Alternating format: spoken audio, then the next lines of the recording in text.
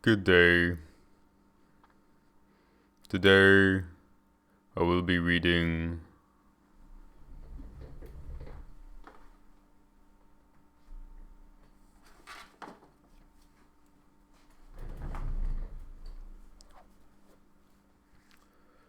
The Gulag Archipelago, Volume 1.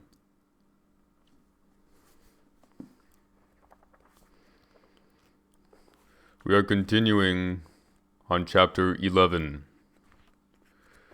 The Supreme Measure, on page 440.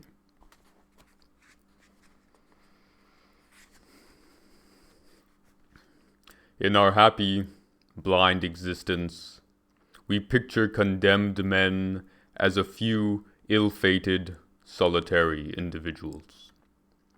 We instinctively believe that we could never end up on death row, that it would take an outstanding career of not heinous guilt for that to happen. A great deal has still to be shaken up inside our heads for us to get the real picture. A mass of the most ordinary, average, gray people have languished in death cells for the most ordinary, everyday misdemeanors.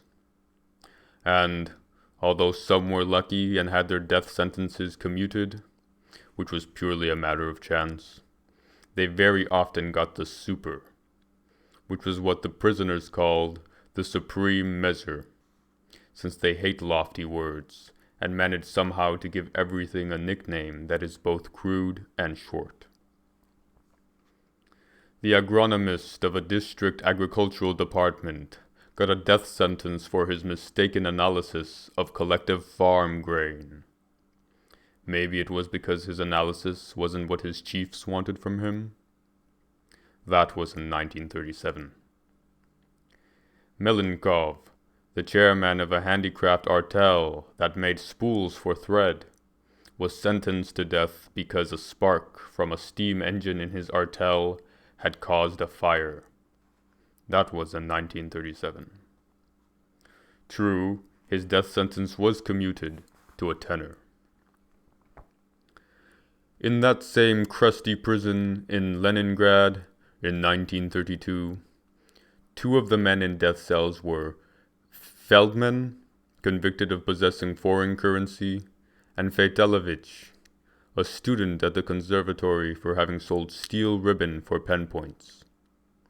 Primordial commerce, the bread and butter and pastime of the Jew, had also become worthy of the death penalty. Ought we to be surprised, then, that the Ivanova province village lad, Greaska, got the death penalty? In honor of the spring St. Nicholas holiday, he went off to the next village to celebrate. He drank heavily, and, with a stick, he hit the rear end, no, not of the policeman himself, but of the policeman's horse. True, in a rage at the police, he ripped a piece of board off the village Soviet building, and then yanked out the village Soviet telephone by the cord, shouting, "Smash the devils!" Whether our destiny holds a death cell in store for us is not determined by what we have done or not done. It is determined by the turn of a great wheel and the thrust of powerful external circumstances. For example, Leningrad was under siege and blockade.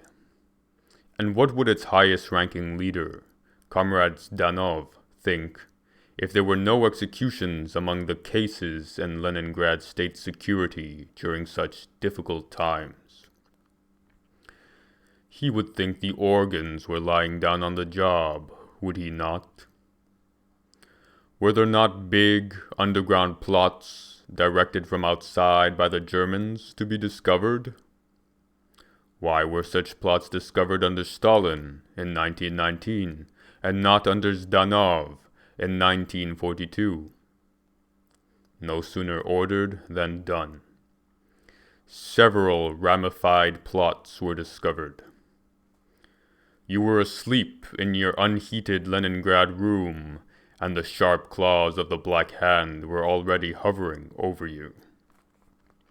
And yet none of this depended on you. Notice was taken of a Lieutenant General Ignatovsky, whose windows looked out on the Neva. He had pulled a white handkerchief to blow his nose. Aha, a signal. Furthermore, because Ignatovsky was an engineer, he liked to talk about machinery with the sailors, and that clinched it. Ignatovsky was arrested. The time for reckoning came. Come now, name 40 members of your organization. He named them. And so, if you happen to be an usher at the Alexandrinsky Theater, your chances of being named as one of his particular 40 were minimal. But if you were a professor at the Technological Institute, there you were on that list. Once more, that accursed intelligentsia. So how could it depend on you? To be on such a list amounted to execution for each one. And so they shot them all. But here is how Constantin Ivanovich Strakovich, a very important Russian scientist in hydrodynamics, remained alive. Some even higher bigwigs in state security were dissatisfied because the list was too small and not enough people were being shot. Therefore, Strakovich was selected as a suitable center for uncovering a new organization. He was summoned by Captain Alexsandr. What's this all about? Did you rush to confess everything so that you'd get shot and thereby conceal the underground government? What was your role in it?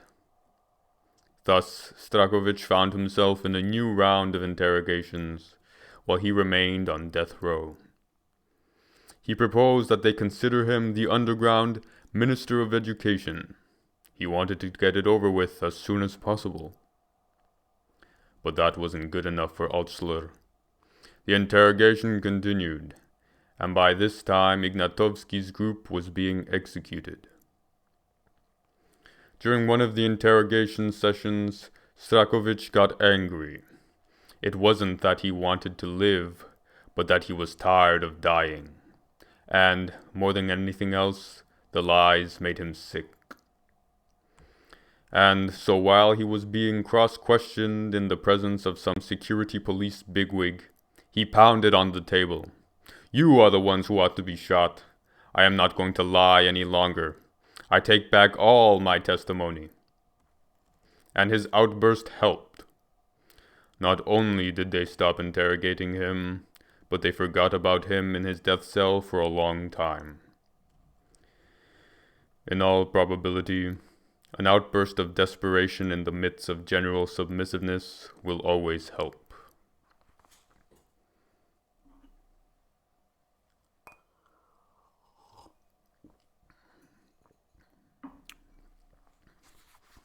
Thus, many were shot, thousands at first, then hundreds of thousands. We divide, we multiply, we sigh, we curse. But still and all, these are just numbers. They overwhelm the mind, and then are easily forgotten.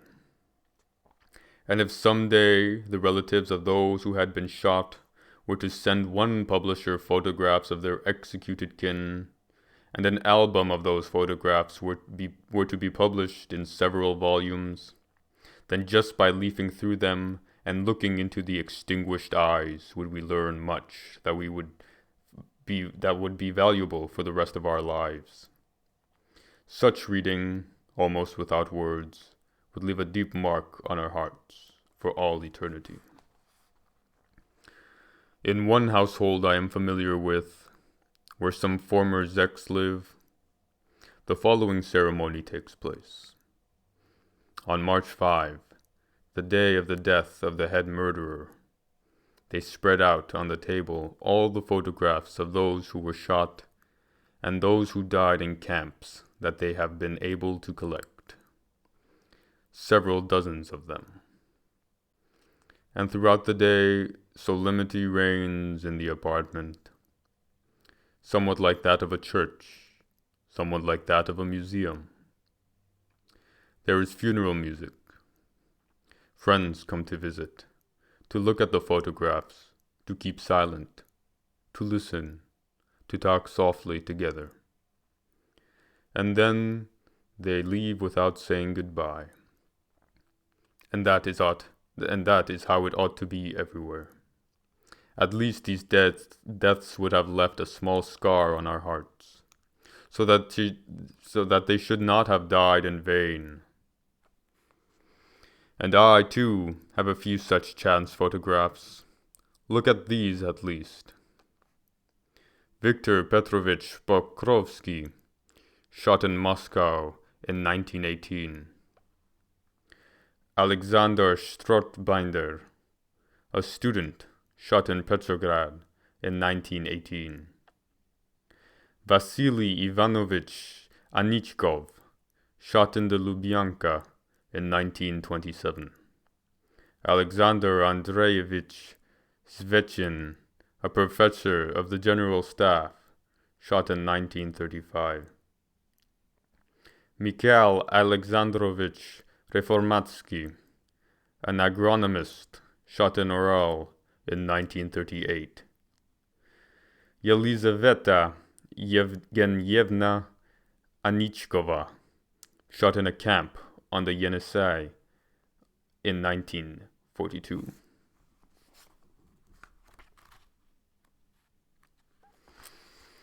And here are their photographs.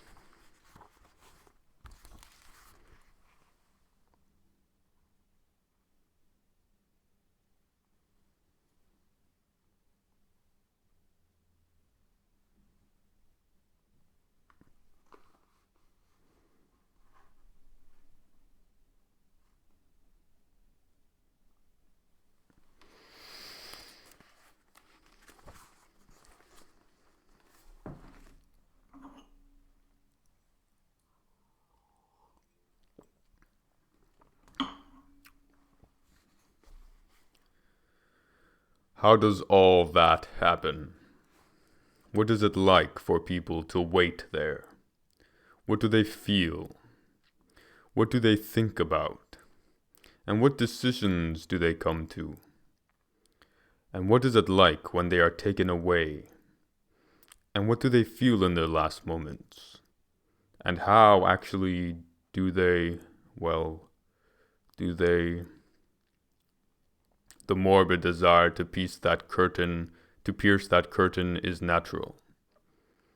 Even though it is, of course, never going to happen to any of us.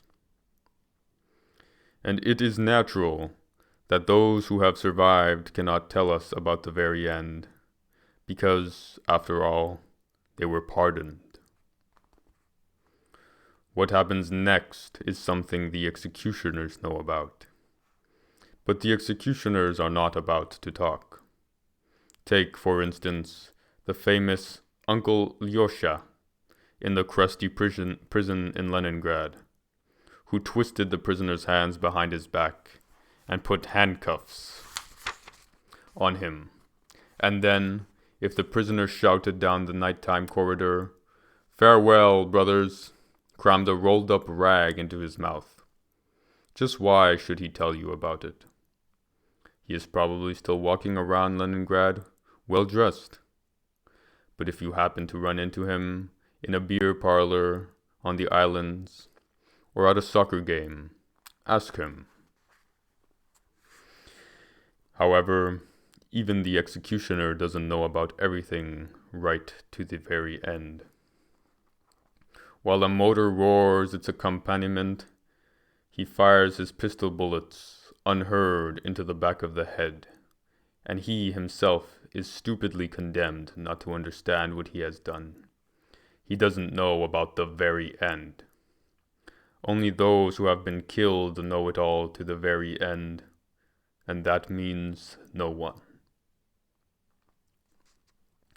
It's true, however, that the artist, however obliquely and unclearly nevertheless knows some part of what happens right up to the actual bullet, the actual noose.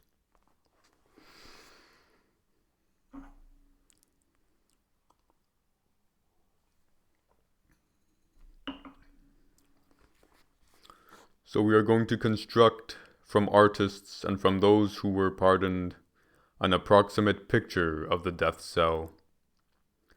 We know, for example, that they do not sleep at night, but lie there, waiting. That they calm down again only in the morning. Narokov, Marchenko, in his novel Imaginary Values, a work much spoiled by the author's self-assigned task of describing everything as though he were Dostoevsky, of tearing at the reader's heartstrings and trying to move him even more than Dostoevsky, nevertheless, in my opinion, describe the death cell and the scene of the execution itself very well. One cannot verify it, of course, but somehow one believes it. The interpretations of earlier artists, for example, Leonid Andreyev, seem today somehow to belong willy-nilly to Krylov's time, a century and a half ago.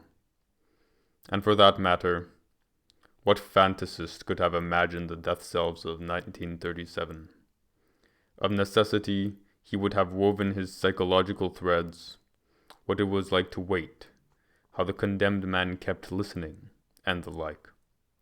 But who could have foreseen and described such unexpected sensations on the part of prisoners condemned to death as 1.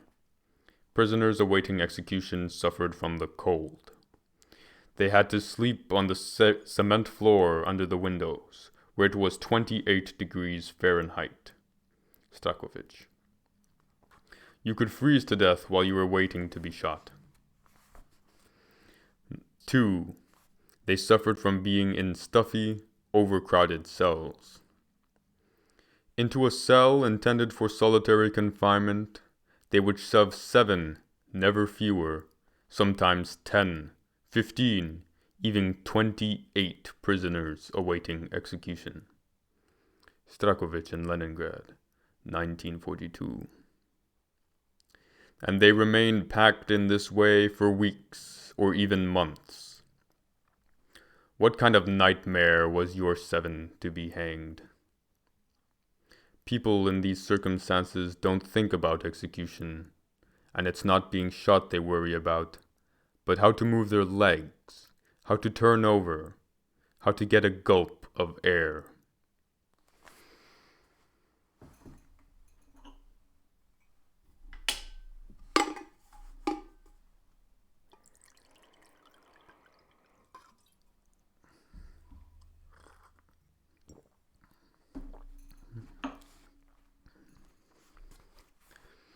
In 1937, when up to 40,000 prisoners were being held at one time in the prison of Ivanova, in the internal prison of the NKVD, number 1, number 2, and the cells for preliminary detention, although they were just barely designed to hold 3,000 to 4,000, prison number 2 held a mixture of prisoners under interrogation, prisoners condemned to camp, prisoners sentenced to be executed, prisoners whose death sentences had been commuted, and ordinary thieves. And all of them stood for several days so jammed in against each other in one big cell that it was impossible either to raise or lower an arm, and those who were shoved up against the bunks could easily break their legs on one of the edges. It was winter, but in order not to be suffocated, the prisoners broke the glass in the windows. It was in this cell that the old Bolshevik Alaikian, with his snow-white head of hair, he joined the party in 1898 and had quit the party in 1917 after the April thesis, waited for his death sentence to be carried out. 3. Prisoners sentenced to death also suffered from hunger. They waited such a long time after the death sentence had been imposed that their principal sensation was no longer the fear of being shot, but the pangs of hunger. Where could they get something to eat? In 1941, Alexsandr Babich spent 75 days in a death cell in the Krasnoyarsk prison. He had already reconciled himself to death and awaited execution as the only possible end to his unsuccessful life. But he began to swell up from starvation. At that point, they commuted his death sentence to 10 years, and that was when he began his camp career. And what was the record stay in a death cell? Who knows? Vsvelvod Petrovich Golistyan, the elder of a death cell, so to speak, spent 140 days in it in 1938. But was that the record? The glory of Russian science, famed geneticist N.I. Vavilov waited several months for his execution. Yes, maybe even a whole year. As a prisoner still under death sentence, he was evacuated to the Saratov prison, where he was kept in a basement cell that had no window. When his death sentence was commuted in the summer of 1942, he was transferred to a general cell, and he could not even walk. Other prisoners carried him to the daily outdoor walk, supporting him under the arms. 4. Prisoners sentenced to death were given no medical attention. Okhrimenko was kept in a death cell for a long time in 1938, and he became very ill. Not only did they refuse to put him in the hospital, but the doctor took forever to come to see him. When she finally did come, she didn't go into the cell. Instead, without examining him or even asking him any questions, she handed him some powders through the bars. And fluid began to accumulate in Strakovich's legs. Dropsy. He told the jailer about it, and they sent him, believe it or not, a dentist. And when a doctor did enter the picture, was it right for him to cure the prisoner under sentence of death? In other words, to prolong his expectation of death? Or did humanitarianism dictate that the doctor should insist on execution as quickly as possible? Here is another little scene from Strakovich. The doctor entered and, talking with the duty jailer, he pointed a finger at the prisoners awaiting execution. "He's a dead man. He's a dead man. He's a dead man." He was pointing out to the jailer the victims of malnutrition and insisting that it was wrong to torment people so, that it was time to shoot them. What, in fact, was the reason for holding them so long? Weren't there enough executioners? One must point out that the prison authorities often suggested to and even asked many of the condemned prisoners to sign appeals for commutation. And when prisoners objected strongly and refused, not wanting any more deals, they signed appeals in the prisoners' names. And at the very least, it took months for the papers to move through the twists and turns of the machine. A clash between two different institutions was probably involved. The interrogatory and judicial apparatus, as we learn from the members of the military collegium, they were one and the same, anxious to expose nightmarish and appalling cases, could not impose anything less than a deserved penalty on the criminals, death. But as soon as the sentences had been pronounced and entered into the official record of interrogation and trial, the scarecrows, now called condemned men, no longer interested them. And, in actual fact, there hadn't been any sedition involved, nor would the life of the state be affected in any way if these condemned men remained alive. So they were left entirely to the prison administration, and that administration, which was closely associated with Gulag, looked at prisoners from the economic point of view. To them, the important figures were not an increase in the number of executions, but an increase in the manpower sent out to the archipelago. And that is exactly the light in which Sokolov, the chief of internal prison of the big house in Leningrad, viewed Strakovich, who finally became bored in the death cell and asked for paper and pencil for his scientific work. In a notebook he first composed on the interaction of a liquid and a solid moving in it, and then calculations for ballistas, springs and shock absorbers, and then base of theory of stability. They had already allotted him an individual scientific cell and fed him better. And questions began to come to him from the Leningrad front. He worked out for them volumetric weapons fire against aircraft. And it all ended with Zdanov's commuting his death sentence to 15 years. The mail from the mainland was slow, but soon his regular commutation order came from Moscow, and it was more generous than Zdanov's, merely a tenner.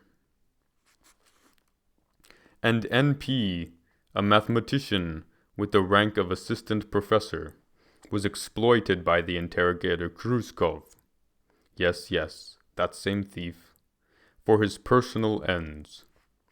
Khrushchev was taking correspondence courses, and so he summoned P from the death cell and gave him problems to solve in the theory of functions of a complex variable for Khrushchev's assignments. And probably they weren't even his either. So what did world literature understand about pre-execution suffering?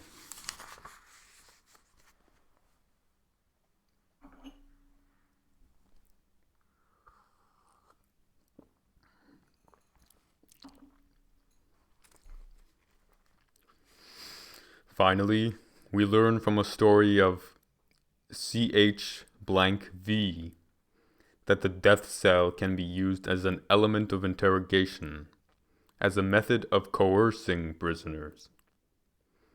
2 prisoners in Krasnoyarsk who had refused to confess were suddenly summoned to a trial, sentenced to the death penalty, and taken to the death cell. CH blank V said, "They were subjected to a staged trial, but in a context in which every trial is staged, what word can we use to distinguish this sort of pseudo-trial from the rest? A stage on a stage, or a play within a play, perhaps?"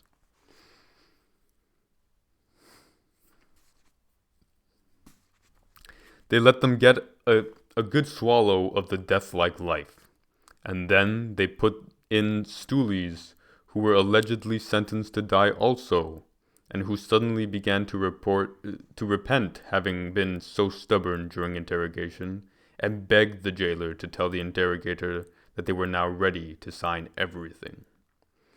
They were given their confessions to sign, and then taken out of the cell during the day, in other words, not to be shot. And what about the genuine prisoners in that cell who had served as the raw material for the interrogator's game? They no doubt experienced reactions of their own when people in there repented and were pardoned. Well, of course. But those are the producer's costs, so to speak. They say that Konstantin Rokossovsky, the future marshal, was twice taken into the forest at night for a supposed execution. The firing squad leveled its rifles at him, and then they dropped them, and he was taken back to prison. And this was also making use of the supreme measure as an interrogator's trick. But it was all right. Nothing happened, and he is still alive and healthy, and doesn't even cherish a grudge about it.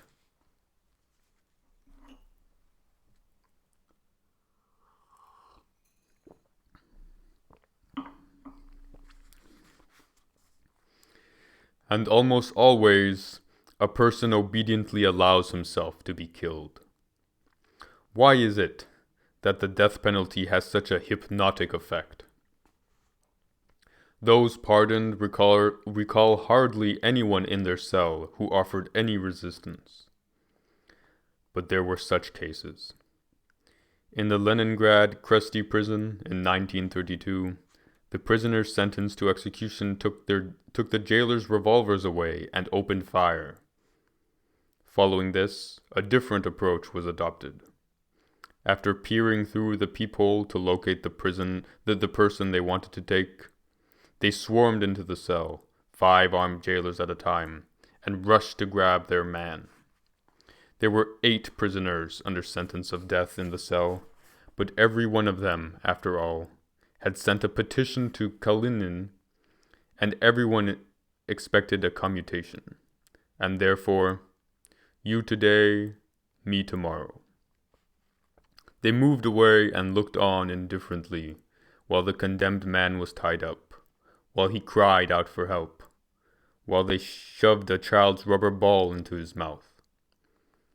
Now, looking at that child's ball, could one really guess all its possible uses? What a good example for a lecturer on the dialectical method. Does hope lend strength, or does it weaken a man? If the condemned men in every cell had ganged up on the executioners as they came in and choked them, wouldn't this have ended the execution sooner than the appeals to the All-Russian Central Executive Committee? When one is already on the edge of the grave, why not resist? But wasn't everything foredoomed anyway, from the moment of arrest? Yet all the arrested crawled along the path of hope on their knees, as if their legs had been amputated.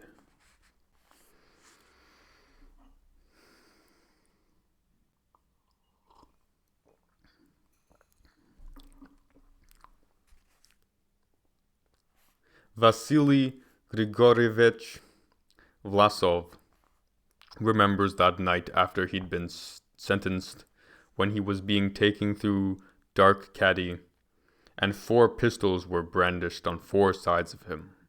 His main thought was, what if they shoot right now, as a provocation, claiming I was trying to escape? Obviously, he didn't yet believe in his sentence. He still hoped to live. They confined him in the police room. He was allowed to lie down on the desk to sleep, and 2 or 3 policemen kept continuous guard by the light of a kerosene lamp. They talked among themselves. I kept listening and listening for 4 days, and I never could understand what they were being condemned for. It's not for us to understand. Vlasov lived in this room for 5 days. They were waiting for an official confirmation on the verdict in order to execute them right there in Kadi. It was not easy to convoy the condemned men to some other point. Someone sent a telegram for Vlasov requesting pardon. I do not admit my guilt, and I request that my life be spared.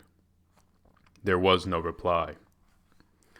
During these days, Vlasov's hands shook so that he could not lift his spoon to his mouth, and, instead, picked up his bowl and drank directly from it. Kliugin visited him to jeer. Soon after the caddy case, he was transferred from Ivanova to Moscow.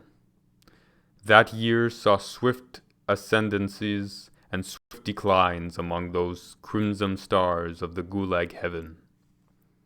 The time was approaching when they, too, would be hurled into that same pit, but they didn't know it.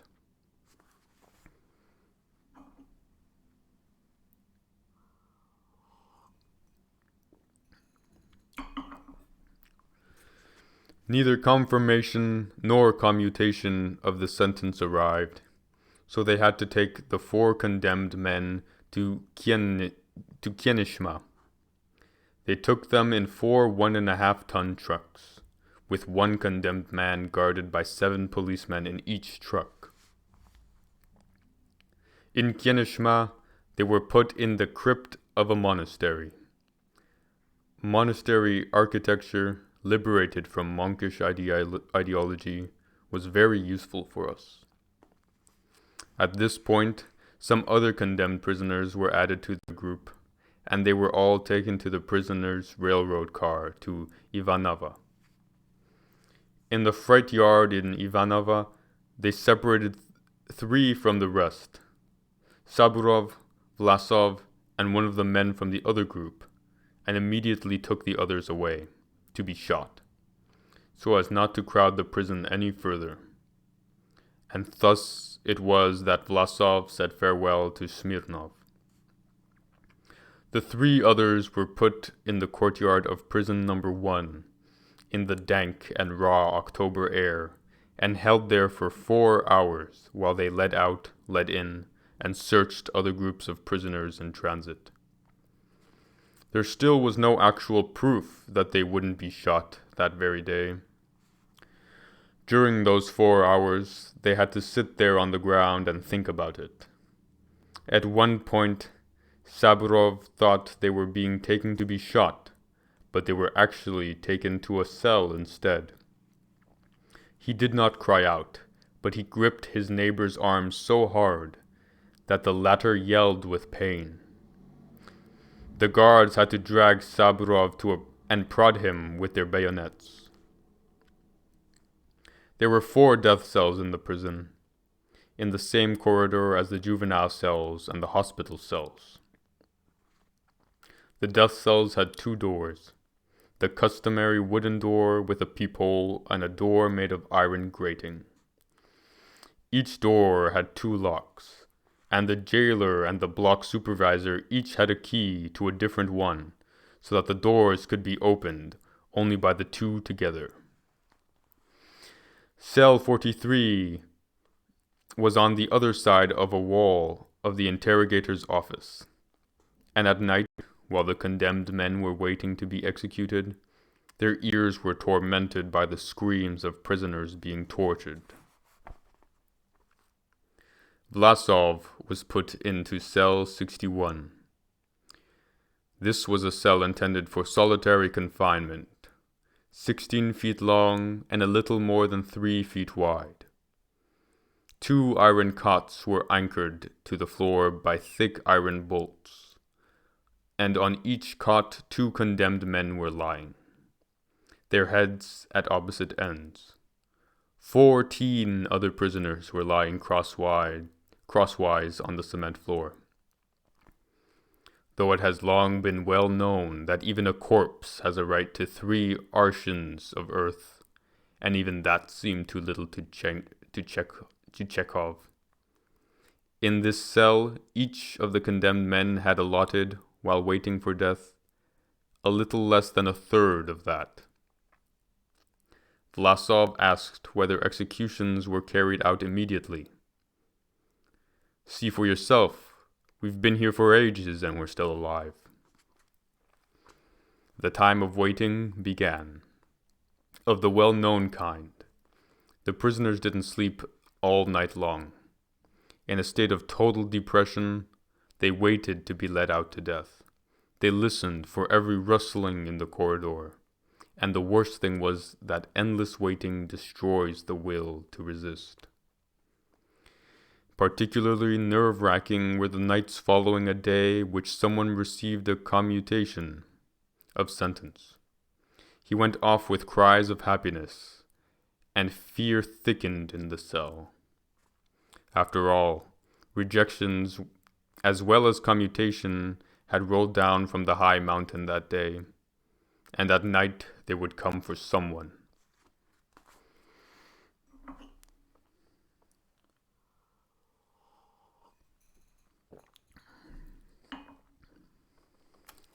Sometimes the locks rattled at night and hearts fell. Is it for me? Not me. And the turnkey would open the wooden door for some nonsense or other. Take your things off the windowsill. That unlocking of the door probably took a year off the lives of all 19 inmates. Maybe if that door was unlocked a mere 50 times, they wouldn't have to waste bullets. But how grateful to him everyone was, because everything was all right. We'll take them off right away, Citizen Chief. After the morning visit to the toilet, they went to sleep, liberated from their fears. Then the jailer brought in the pail of gruel and said, "Good morning." According to prison rules,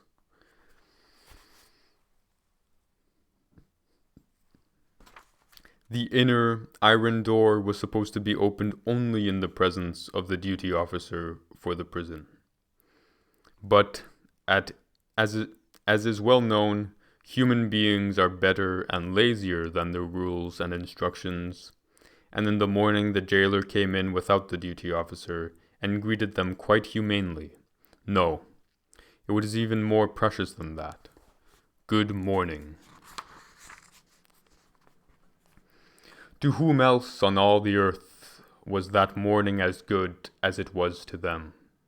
Grateful for the warmth of that voice and the warmth of that dishwater, they drifted off to sleep until noon. They ate only in the morning. Many were unable to eat when they woke during the day. Someone had received a parcel. Relatives might or might not know about the death sentence. Once in the cell, these parcels became common property, but they lay and rotted there in the stagnant damp.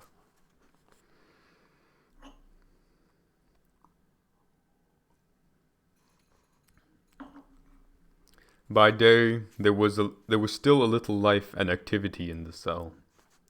The block supervisor might come around, either gloomy Tarakanov or friendly Makarov, and offer paper on which to write petitions, and ask whether any of them who had some money wanted to buy smokes from the commissary. Their questions seemed either too outrageous or extraordinarily human. The pretense was being made that they weren't condemned men at all. Was that it? The condemned men broke off the bottoms of matchboxes, marked them like dominoes, and played away. Vlasov eased his tension by telling someone about the consumer cooperatives, and his narrative always took on a comic touch. Yakov Petrovich Kolpakov, the chairman of the Sudogda District Executive Committee, a Bolshevik since the spring of 1917, who joined up at the front, sat for dozens of days without changing his position, squeezing his head in his hands, his elbows on his knees, always staring at the same spot on the wall. It must have been so jolly to recall the spring of 1917. Vlasov's garrulity irritated him. "How can you?" And Vlasov snapped back at him. "And what are you doing? Preparing yourself for heaven?" Vlasov spoke with round O's, even in a fast retort. "For myself, I've decided one thing only. I'm going to tell the executioner, 'You alone, not the judges, not the prosecutors, you alone are guilty of my death, and you are going to have to live with it. If it weren't for you willing executioners, there would be no death sentences. So then, let him kill me, the rat.'" Kolpakov was shot. Constantin Sergeyevich Arkadyev,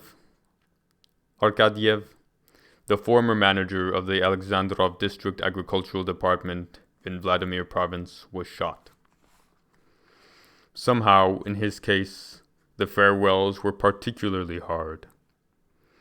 During the night, 6 guards came trampling in for him, making a big rush of it, while he, gentle, well-mannered, kept turning around, twisting his cap in his hands, putting off the moment of his leave-taking.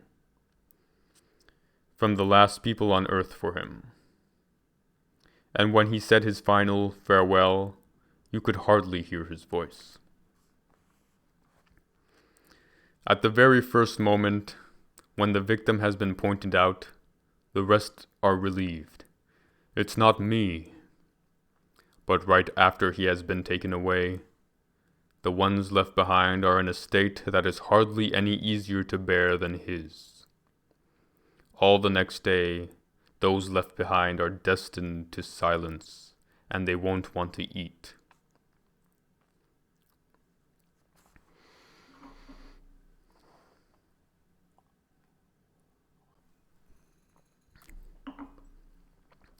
However, Geraska, the young fellow who broke up the building of the village Soviet, ate well and slept a lot, getting used to things even here, with typical peasant facility.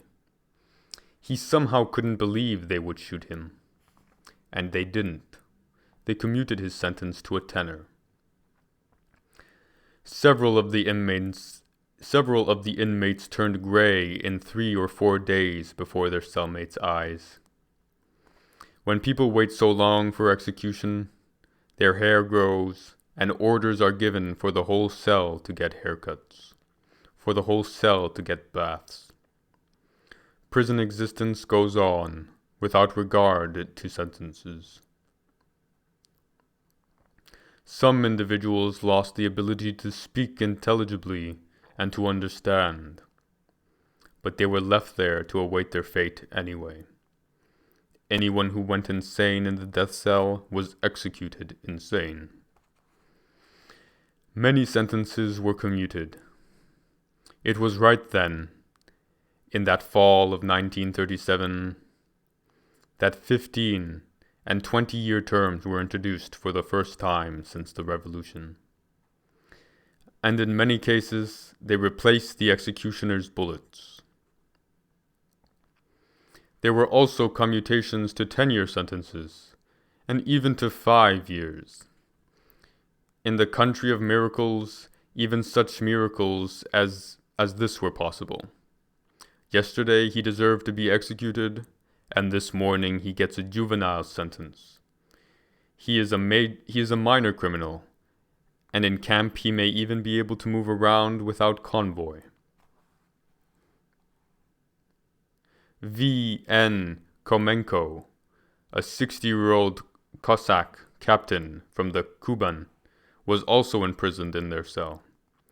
He was the soul of the cell, if a death cell could be said to have a soul. He cracked jokes. He smiled to himself. He didn't act as if things were bad. He had become unfit for military service way back after the Japanese War, and studied horse breeding, had studied horse breeding, and then served in the provincial local self-government council. By the 30s, he was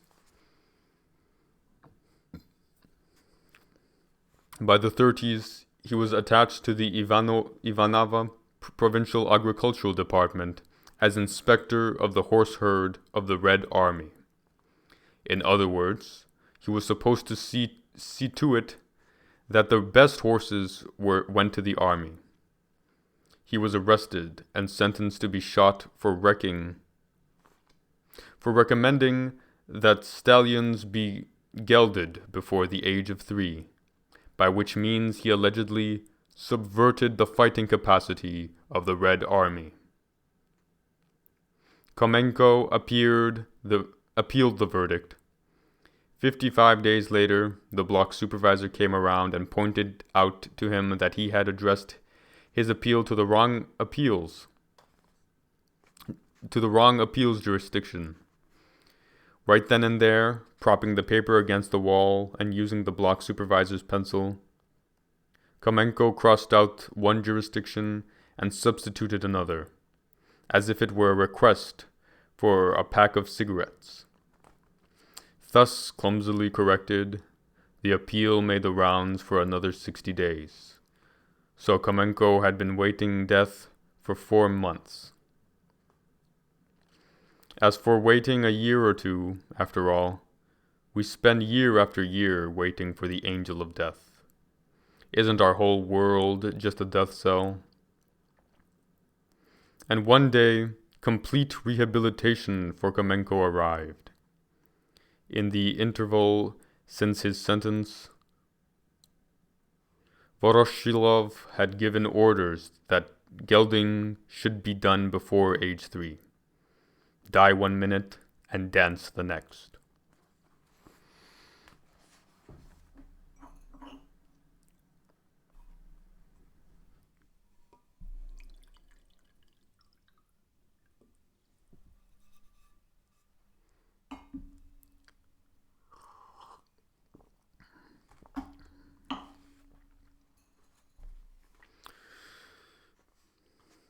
Many sentences were commuted, and many prisoners had high hopes.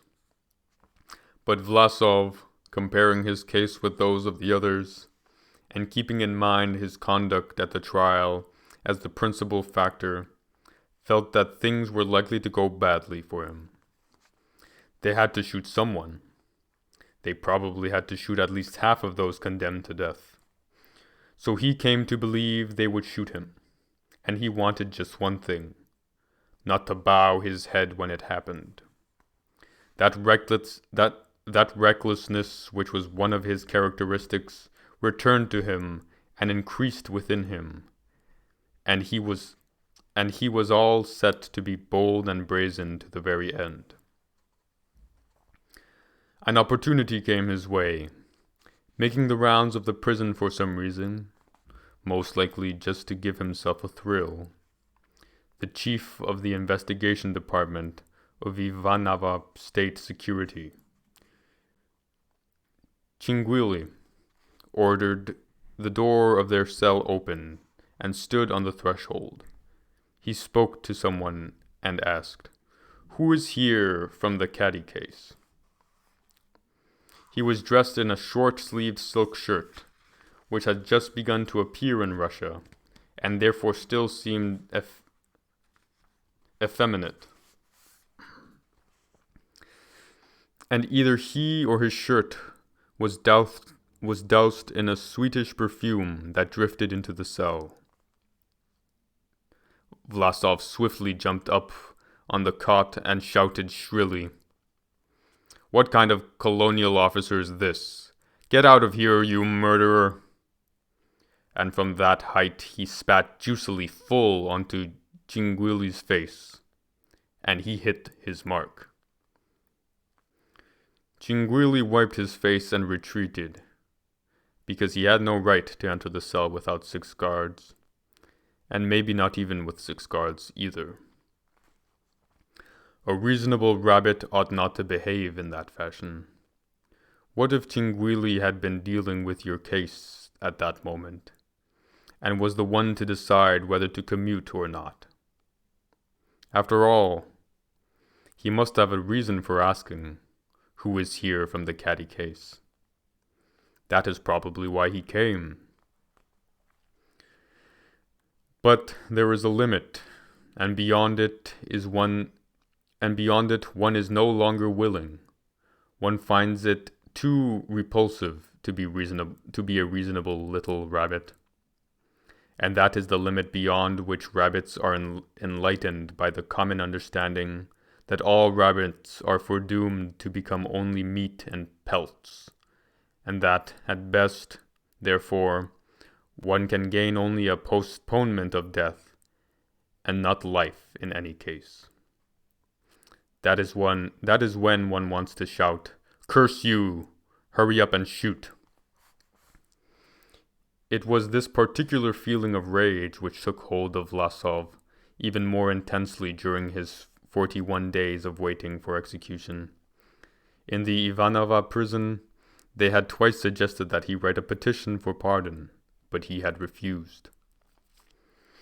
But on the 42nd day, they summoned him to a box where they informed him that the Presidium of the Supreme Soviet had commuted the supreme measure of punishment to 20 years of imprisonment in corrective labor camps, with disenfranchisement for 5 additional years. The pale Vlasov smiled wearily, and even at that point, words did not fail him. It is strange. I was condemned for lack of faith in the victory of socialism in our country. But can even Kalinin himself believe in it if he thinks camps will still be needed in our country 20 years from now? At the time, it seemed quite inconceivable after 20 years. Strangely, they were still needed even after 30.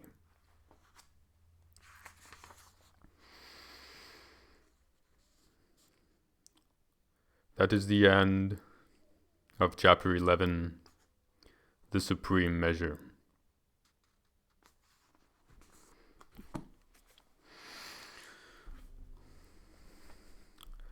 Alas, you have been fooled.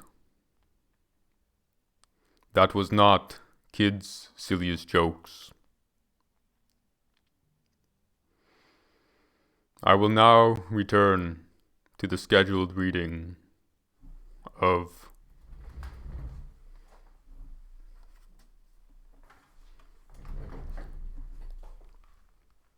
Kids Silliest Jokes.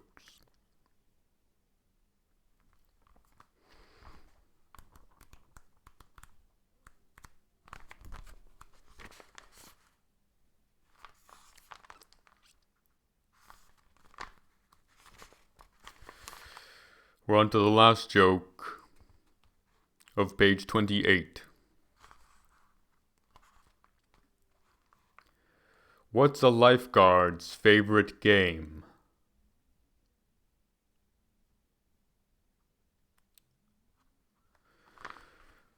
Pool.